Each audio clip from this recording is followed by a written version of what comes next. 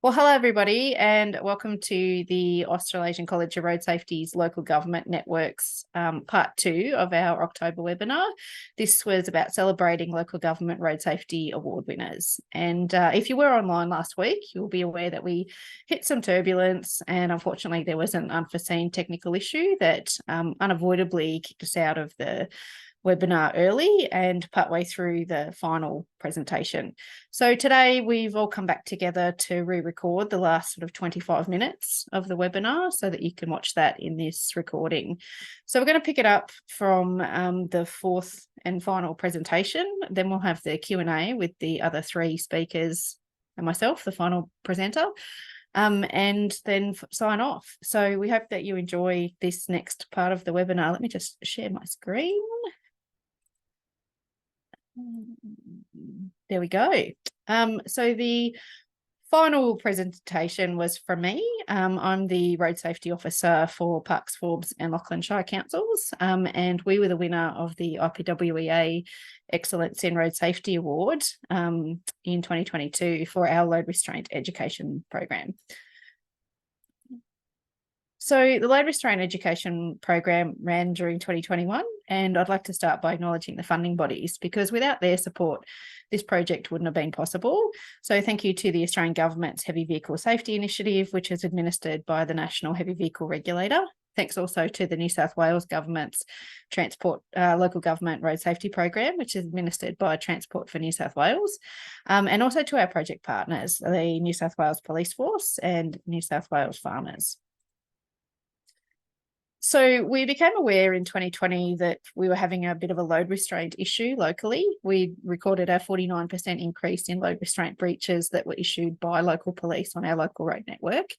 And also in early 2020, there were 3 serious heavy vehicle load restraint breaches. Now, unfortunately, one of those did result in a fatality, and the other 2 were just near misses. But it did, this was the data that prompted us to put this project together. So we had 2 objectives. One was to increase awareness about load restraint fundamentals again amongst our target group, which was the local transport industry and farmers. And the second was to reduce the number of load restraint breaches that were occurring on our local road network. And so to do this, we decided to pick 3 target commodities, and this encompasses the bulk of the loads that are carried across our network. So these included the safe transportation of machinery, hay bales, and also general freight. So the project was developed in line with a safe system approach to road safety, and we really targeted the safer vehicles and safer people pillars. And you can see there the list of strategies, which I'm going to run through now, that ticked off these. So the project was officially launched by our federal member, the Honourable Michael McCormack MP, who at the time was the Deputy Prime Minister. The launch was held on a property on the outskirts of Forbes. We attracted about 40 of our stakeholders. And what was great was that we not only got local media coverage, but also regional and national. So the project kicked off with an online awareness quiz. So we wanted to understand what the baseline data was around load restraint understanding. And then we were going to repeat that same quiz at the end of the project to measure whether there'd been any awareness increases. So there were 7 multiple choice questions. These asked about load restraint fundamentals, and there was a case study question for each of our commodities. People, when they took the quiz, were given immediate feedback about whether their answer was correct or incorrect and why. As an added incentive to get people to take part in the quiz, we did offer $500 worth of load restraint equipment as a prize. And we also added a question to the post quiz following our engagement with the local community. And the question was, where can you get a copy of the load restraint guide from? And you can see the entry numbers there on the screen, and I'll give you the results a little bit later in the presentation. So we developed some how-to videos for each of the target commodities as well. So these referenced the load restraint guide, and our call to action was do it right and do it safely. We had common sense tips on how to do it right and do it safely. We hired a subject matter expert to work with us because we know that load restraint can be quite technical, and there are legal loading requirements and performance standards that you have to meet. So the subject matter expert reviewed our storyboards, was present during filming, and reviewed the first edits of the videos. So the videos were uploaded to our YouTube channel. I don't have time to play them for you, but if you wanted to look up Pux's YouTube channel, they'll be there. And we made these, the image you can see on the screen is a business card size card that was put into the load restraint packs, and those QR codes open the videos from the YouTube channel. To dovetail those how-to videos, we also developed fact sheets. So on the screen, you can see the machinery fact sheets. And this highlighted those common sense tips that we were talking about in the video, like checking that your restraint equipment's in good working order, evenly distributing the weight when you load, checking your lashings during the trip, and having a plan in case your load has shifted. You can see the QR code there. That's a link to the electronic version of the load restraint guide. So these fact sheets were put into the load restraint packs that we distributed. We also developed a case studies fact sheet. So we worked with New South Wales Police as well as the Transport for New South Wales heavy vehicle inspectors. And these case studies were for when load restraint fails, and we had one for each of the target commodities. We also, you'll see a photo in a moment, where we also wrote these up into pull-up lines. We used social media quite frenetically throughout the project. There were 6 Facebook pages that we were engaging with. Posting to, we ended up with 311,000 people reached, 5,000 engagements, and an engagement rate of 61%. So we're really happy with that. And this was where the rubber really hit the road. We did a 3-week, 12-location load restraint village tour to take the information directly out to the farming community. We presented all of that load restraint information that I've talked about. You can see the pull-up lines there in the middle photo. We also had a damaged display board. That's the little white thing underneath the fire extinguisher. And we picked up a couple of extra project partners that came with us and spoke to the farmers as well. And these included New South Wales Rural Fire Service, New South Wales Health's Rural Adversity Mental Health Program, and also Safe Work New South Wales. Now, Safe Work were amazing because they made these eligible encounters, and that meant that all of the farmers that came along were eligible to access the small biz safety rebate, which provides $500 towards buying safety equipment. So we made the point that if your load restraint equipment looked like what was on our damaged display board, go home, chuck it out, apply for your $500 and buy more gear. And I can report that most of our attendees were eligible for the $500 and did use it to buy load restraint equipment. Everybody went home with a load restraint pack. So that's those little white bags that you can see in the photos. That included a copy of the load restraint guide, all the fact sheets, the card to the videos, and other useful information from each of our project partners. We did hang around for about an hour after each of the sessions as well to talk and network with the people that attended. And you can see that in the photo near the car. That's everybody talking to the Transport for New South Wales heavy vehicle inspector. We had about 100 farmers that attended the sessions all up, which was really great. We know that probably went further because they all took additional packs home to give to their neighbours or to other people that weren't able to attend the sessions. We also distributed an additional 1,100 packs across the 3 council areas, and you can see how they were divvied up there on the screen. So they went out to rural supply stores. We gave them to New South Wales farmers to give to their members, and also to RFS to give to their members locally as well. So results. So I did give you a lot of the outcome results as I've been chatting. In terms of the quiz, so for 5 of the questions, there was no change in awareness from the pre to the post quiz, but we did get small increases in awareness for 2 of the questions. So one related to the most appropriate tie down to use for a tractor, and the other was what you should do if your load of hay has shifted during the trip.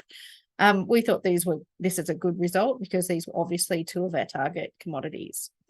In relation to the question about where you can get a load restraint guide from, so 20% of our respondents thought that you could get a copy of it from Services New South Wales.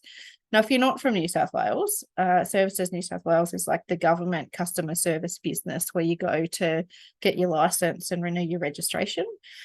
You can't actually get a copy of the guide from there. It makes sense that that would be a logical place that you could get it, but you can only order them online through the National Transport Commission's website.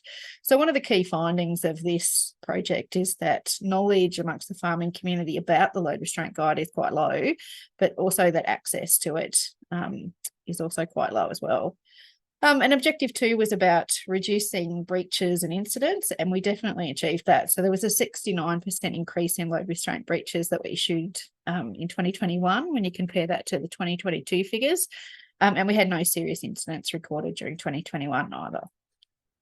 So where to from here? Each of our councils has hosted a load restraint information session for their staff. It was very similar to the sessions that we ran during the village tour. So it was hosted by our local hire patrol sergeant, and you can see the photo there. So we ran through all of the fundamentals, penalties, load restraint guide, etc. And then we looked at every single fleet vehicle as it left the depot that day. And we've bought a heap of additional load restraint equipment for those vehicles.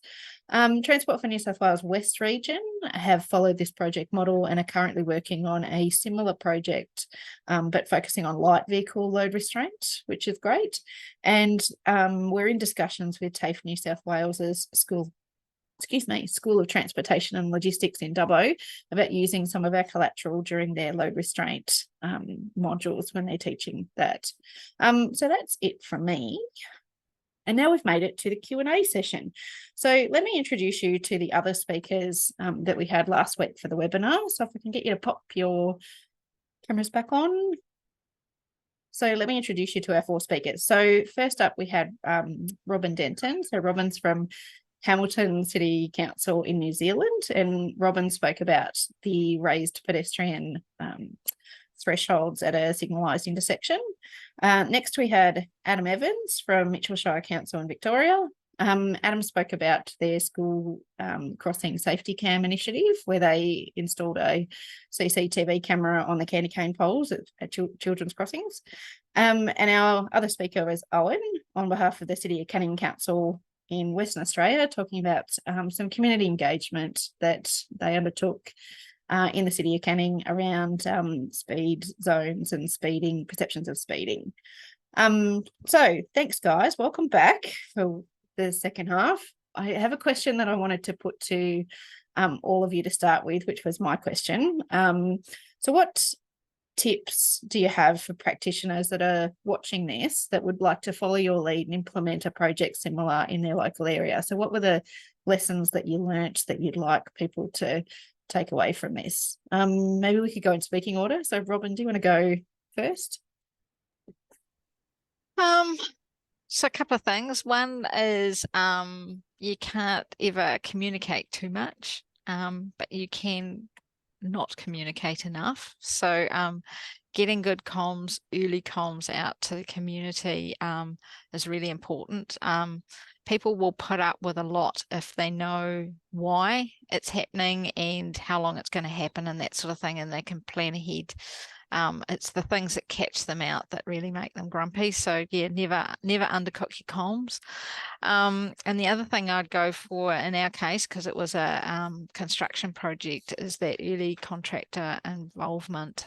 For our raised safety platforms, we're finding it really important to talk to the guys that are on the spades, potentially working nights and that sort of thing, to explain what we're trying to achieve with the design. So you can spend hours getting your designs drawn up beautifully and they've got so much information on them, but the guys that are working in the middle of the night, or even in the middle of the day in the heat and all the rest of it, they're the ones that actually make the decisions minute by minute as to what the outcome's going to look like. So getting them on board, having those tailgate meetings, that sort of thing, explaining what you're trying to achieve is really vital as well to really get a good product at the end of the day.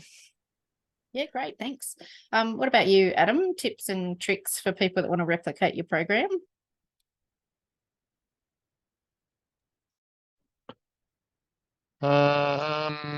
Same as Robin. Never too much communication. Consultation is always very important. In regards to our project, it doesn't need to be a multi-million-dollar complex project. It can be something as simple as a $300 camera that can make a lot of change in your community. So all I'd say is just keep it simple if you possibly can. Mine's easy. Sorry about that. Not much more to add. Good advice. Owen, what about lessons learnt from your end, tips and tricks?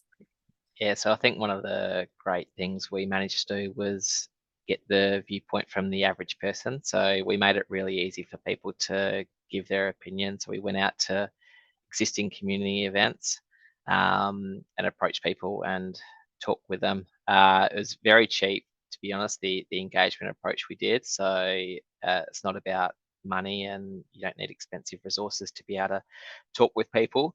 But it's really important if you can get the average person that doesn't have time to be filling out surveys online. They just want to, I guess, it's not a huge issue for them, but you want to hear their point of view. Otherwise, all you're going to get is the extremes of either end. So, yeah, we were really successful with that, and I think that's probably what you want to aim for. Awesome, thank you. And I guess from my end, I've probably got two tips. One would be something that didn't, like what Owen was saying, didn't cost us a lot of money other than time, was to get Highway Patrol to come in and do that session with our own staff about getting our own house in order. It's really hard to go out and preach to the community about being a good road safety model when the council truck drives past with none of the signs tied down. So that's something that you can do that doesn't cost anything other than the time. I guess my other tip or lesson learned is about what other stakeholders are out there that you can collaborate with. So for us, SafeWork were amazing because they brought money to the table, and people probably wouldn't have engaged with them and gone to a session for them, but they did come out to talk to us because they wanted to know about load restraint. Same with the mental health clinician that we had, probably wouldn't have gone to a session Phil was running, but they did. He was mobbed at the end of the session. They wanted to chat to him because we were right in the middle of the mouse plague when we were out running this. So maybe think outside the box about who else you can work with, and rather than you all running your own events, working together collaboratively might be really good. All right, so now I'm going to go through some of the questions that we got in the Q&A at the webinar on the day before we got disconnected. So first up, question for you, Robin. How did you evaluate the before and after change in speeds at the intersection? Was it Metro count tubes or some other tech?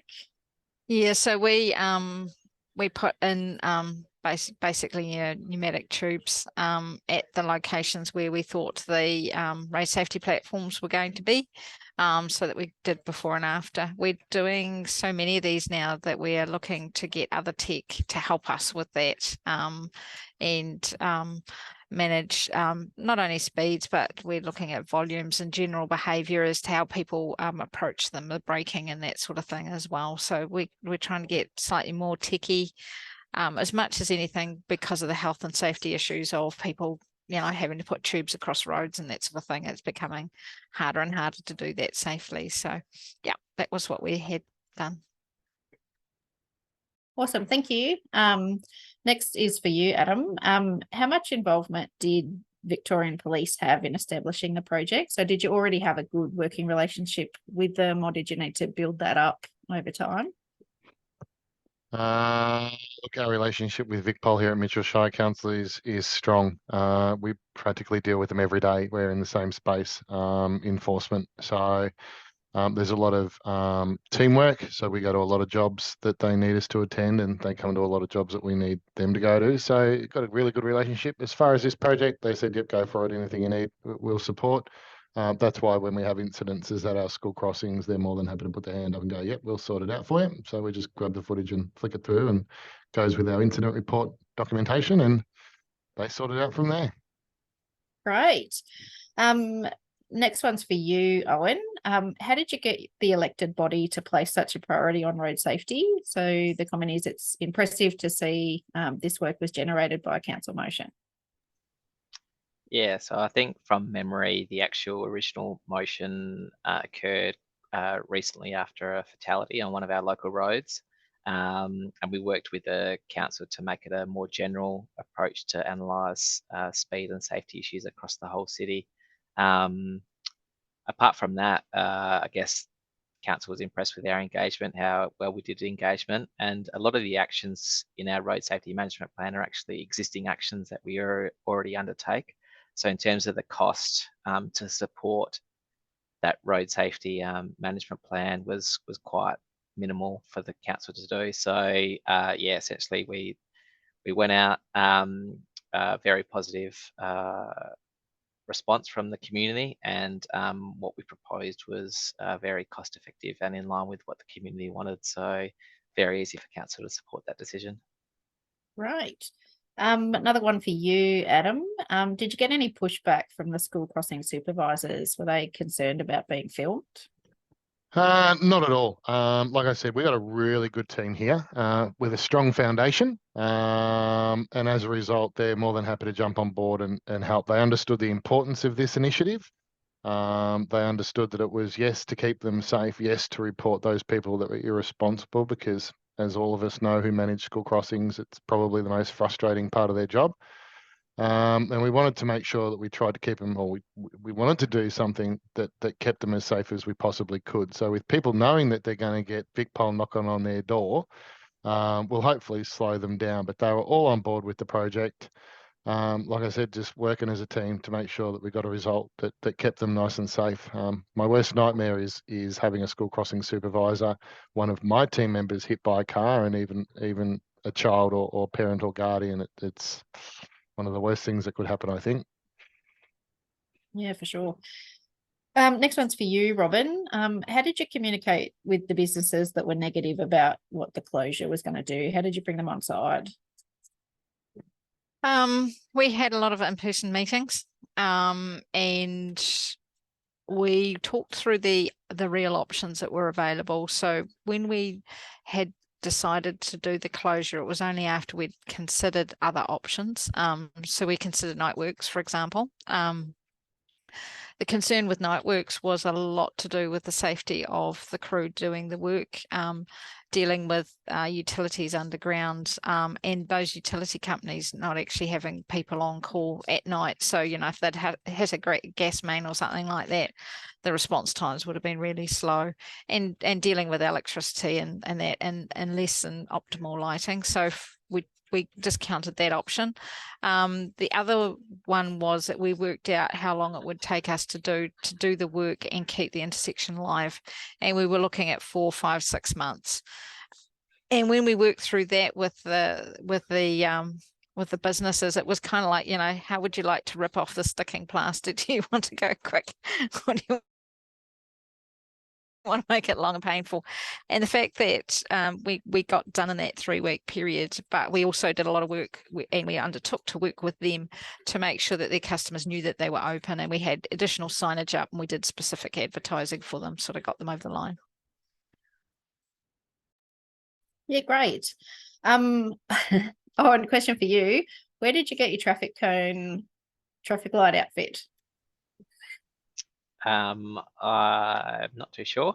So I worked with a community engagement officer, and she just had a vision, and yeah, she found something cheap online. I don't even know how much it cost. It probably cost like $50. But yeah, we got the 2 outfits. So yeah, they were great. And yeah, what a fashion statement it was, yeah. Owen. Yeah, no, it was awesome. Really great to get to approach people, and the kids. Yeah, it's fantastic. Awesome. And last question's for you, Adam. So the person said, I'm interested in any issues that you've had with having VicPol take action, especially with regards to using the cameras to report bad behaviour, like distraction, speeding, etc. No issues. No issues, no. And good luck if they did. We'd just refer them straight back to VicPol. So signs are up. You got the cameras there. We're very transparent. We've told you all. You want to be stupid enough to do something like that, and commit an offence around a school crossing, especially since we have zero tolerance. Go for your life. Yeah, awesome. That's all I've got questions wise. So thank you to all of you for coming along and sharing your project with the local government network members that are online. Such great projects. I think, like I said at the webinar, really innovative, lots of leadership, lots of community engagement and communications. That's the themes I think that are popping through, even though they were 4 very, very different projects. So keep up the great work. If you do, again, if you want to reach out to any of the presenters and ask them a question, please do that. So I'm going to sign off. Thanks for watching, and we'll talk to you at the next event. And I'm just going to hit stop recording.